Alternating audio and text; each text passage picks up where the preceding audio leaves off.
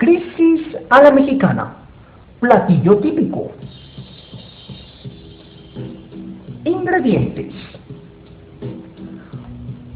80.000 millones de dólares de deuda pública externa, lista para freír. Un presidente autoritario previo a la crisis económica. 3 sexenios presidenciales bien agrios y amargos. 3 presidentes demagogos bien hervidos. Un presidente neoliberal. Un presidente rescatista. Medio kilogramo de transición a la democracia desde 1968. 4 devaluaciones recurrentes. Y por supuesto, sal, pimienta, EZLN y petróleo al gusto. Preparación. Muy bien. Vierta un poco de aceite en una olla bien caliente en forma de México. Delicioso. Prepárese entonces para la cocción. México. Muy bien. Agregue en ella deuda pública alcanzada en 1988 de 80.000 millones de dólares. Se recomienda que vaya agregando poco a poco la deuda externa cada fin de sexenio para que vaya tomando fuerza. Desde 2.000 millones de dólares en 1970, creciendo a casi 20.000 millones de dólares en 1976, unos 55.000 millones de dólares en 1982, hasta llegar a los esperados 80.000 millones de dólares que no deseábamos en 1988. Si desea freír más hasta 1996, puede que su país alcance un tueste de hasta 20.000 millones de dólares de deuda pública externa, lista para lograr un país bien rostizado. Muy bien. Agregue ahora el presidente autoritario en 1970, Gustavo Díaz Ordaz.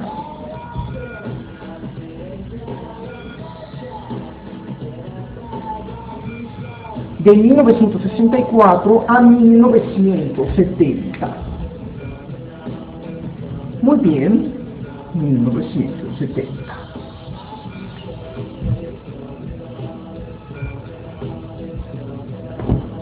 Como gobernante previo a esa crisis de deuda pública, y sazone con bastante autoritarismo su periodo de gobierno para crear las primeras crisis políticas y sociales desde la década de los 60. No se lo olvide. Para darle fuerza a nuestro platillo, agregue aquí una matanza de estudiantes de Tlatelolco, en 1968, que solo pedían libertades democráticas con un pequeño toque de izquierda revolucionaria.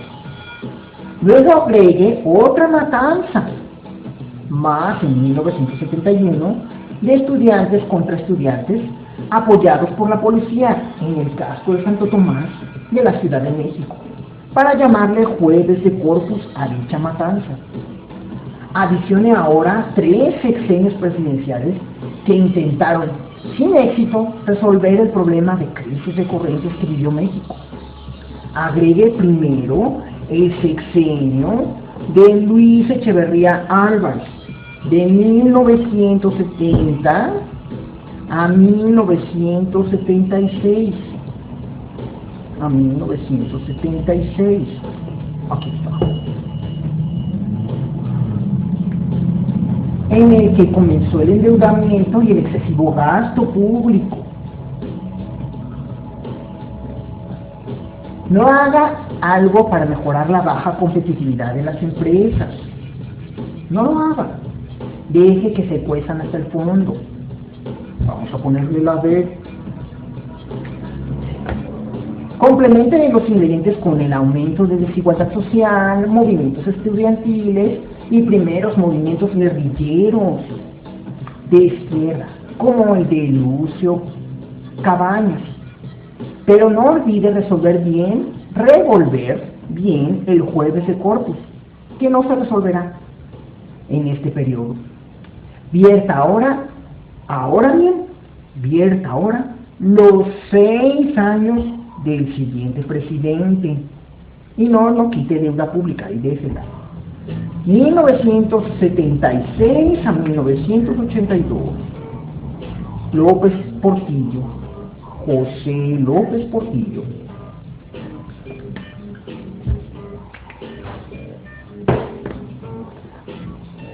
Si observa que de 1976 a 1982 hay bonanza de petróleo por nuevos descubrimientos, el fervor será solo aparente, porque el precio internacional del petróleo se vendrá abajo.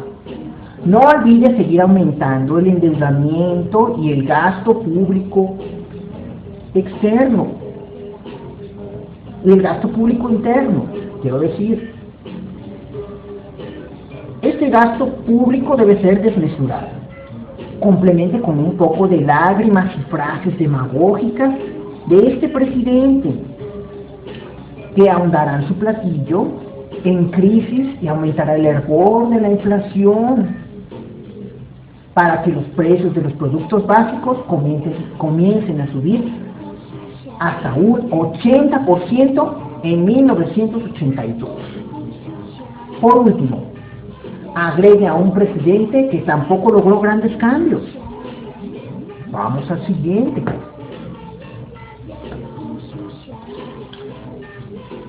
Miguel de la Madrid Hurtado,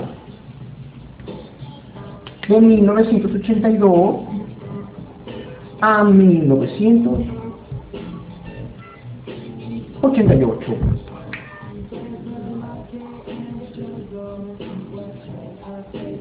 Muy bien.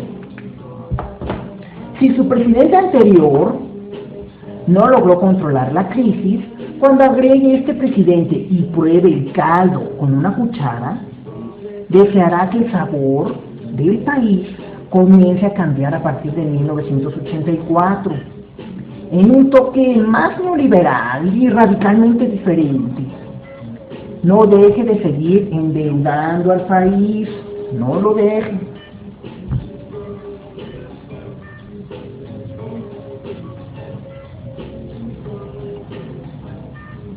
Y deje que la inflación siga hirviendo, por supuesto. Vamos a dejar que la inflación siga hirviendo cada año hasta llegar a 160% de inflación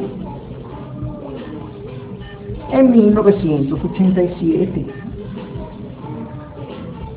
Ahora solo falta resolver el problema, aparentemente con un giro radical de la liberalización de la economía hacia una reducción de la influencia del Estado.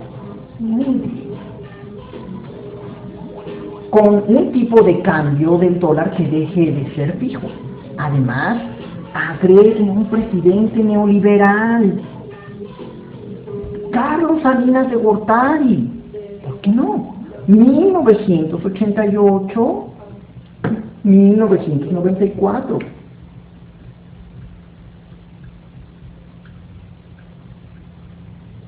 Que le permitirá vender empresas paraestatales como Telmex y que le quitará 3 ceros al peso para que los productos ya no se vendan en miles. Y por ejemplo, que un mazapán ya no cueste hasta 1,000 pesos por la inflación que tuvo el país, sino que al quitarle los 3 ceros ya solo cueste nada más 1 peso. Trate también de bajar la inflación de su país hasta un 7%, bájela de 160 a un 7%.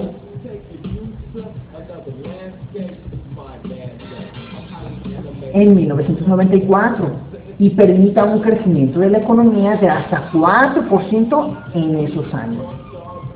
No olvide dejar que la deuda de los empresarios y banqueros suba, ya no pública sino privada. Pero cubra bien con una tapa ese endeudamiento al país y todas las irregularidades, para evitar que nuestra nación truene. De modo que nadie se dé cuenta de que ese problema se fue acumulando al menos de 1991 a 1994, en el que el presidente rescatista Ernesto Zedillo entra en acción. Muy bien. Entonces, entra en acción el presidente rescatista Ernesto Zedillo. 1994, año 2000.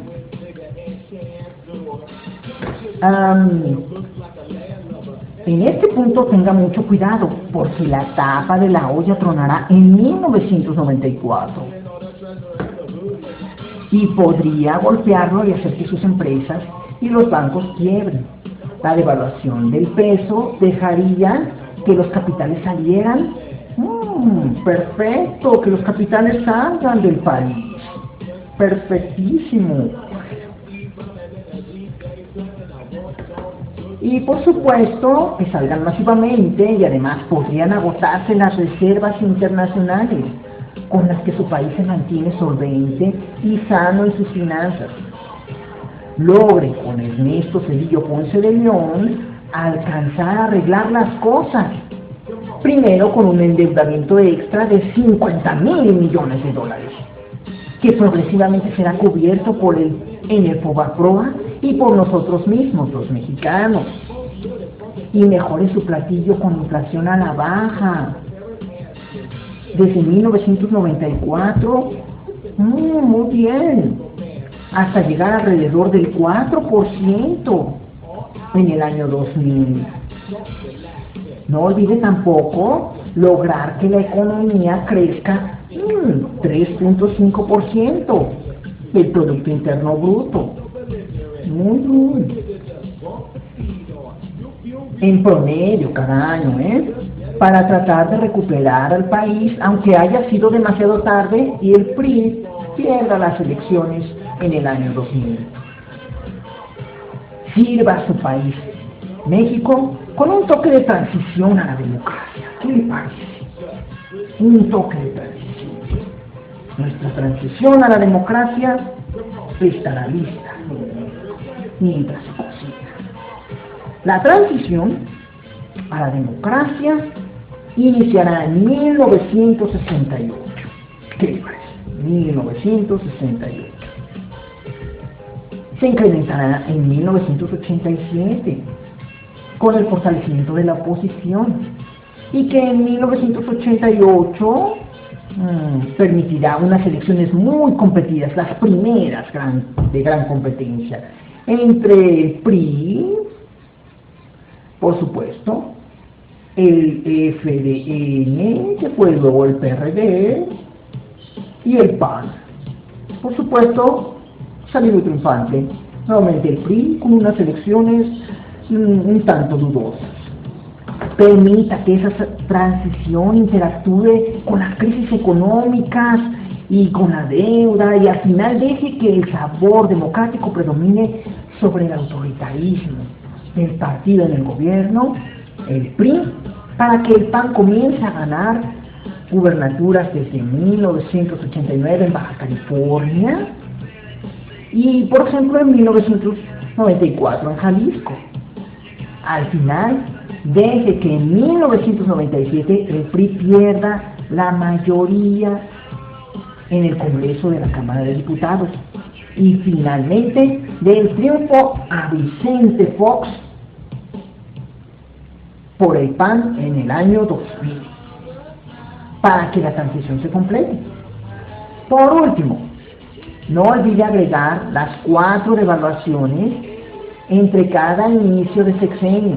Por ejemplo, una en 1976, otra en 1982, otra en 1987 y otra más en 1994. No olvide la salida fácil neoliberal que aparentó un importante crecimiento en el sexenio de este señor Carlos Salinas,